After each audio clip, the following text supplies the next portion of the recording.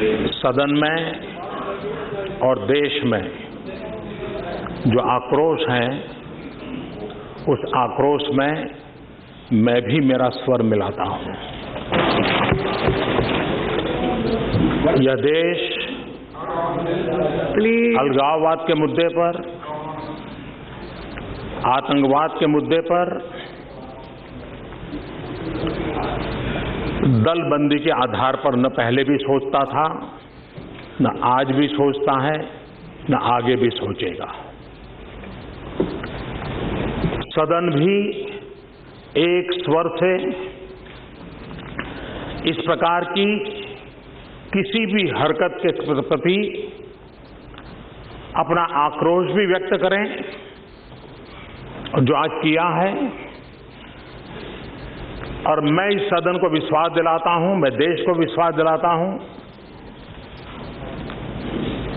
कि सरकार बनने के बाद जो कुछ भी गतिविधियां हो रही हैं, न वो भारत सरकार से मशवरा कर करके हो रही हैं, न भारत सरकार को जानकारी दे करके हो रही हैं। और इसलिए इस सदन के माननीय सदस्यों से आग्रह है कि आप समय आने पर अवश्य राजनीतिक टिप्पणियां करें। भारतीय जनता पार्टी वहां पर सरकार में हिस्सेदार हैं, इसके लिए आप उसकी भरपूर आलोचना भी करें और वो आपका हक भी है और होनी भी चाहिए। लेकिन हम ऐसा न करें कि देश की एकता के संबंध में हमारे भिन्न स्वर है, ये मैसेज न दुनिया में जाना चाहिए, न कश्मीर में जाना चाहिए, न देश में जाना चाहिए। और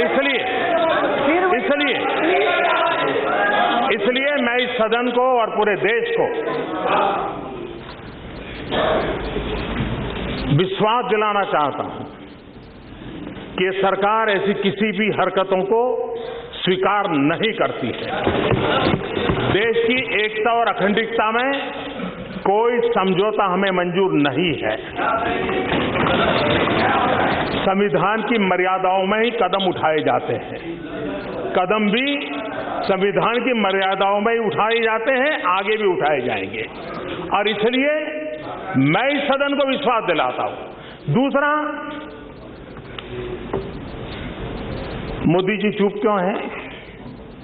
मैंने उस सदन में भी इस विषय में विस्तार से अपनी बात कही थी और इसलिए ऐसा कोई कारण नहीं है कि हमें चुप रहना पड़े। हम इन विषयों में वो लोग हैं जिन्होंने इन्हीं आदर्शों के लिए श्यामा प्रसाद मुखर्जी को बलि दिया है। और इसलिए कृपा करके हमें देशभक्ति मत सिखाएं, कृपा करके हमें देशभक्ति मत सिखाएं। और वो लोग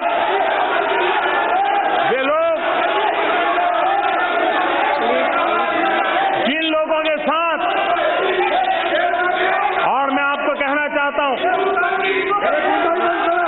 हमने कुछ बातों का क्लैरिफिकेशन मांगा है और जैसे माननीय गृह मंत्री जी ने कहा, वो क्लैरिफिकेशन आने के बाद, वह भी सदन को जानकारी दी जाएगी। और इसलिए मैं फिर एक बार कहता हूं, ये आक्रोश किसी दल का नहीं है, ये आक्रोश देश का है।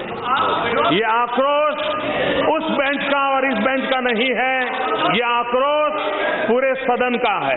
और हम एक स्वर से अलगाववादी ताकतों को, अलगाववाद को समर्थन करने वालों को और कानून का दुरुपयोग करने वालों को हम हमारा आक्रोश अभिव्यक्त करते हैं। और आने वाले दिनों में सदन जो एकता और अखंडता के लिए प्रतिबद्ध है, उसके लिए जो भी आवश्यक कदम उठाने होंगे, ये सरकार उठाएगी।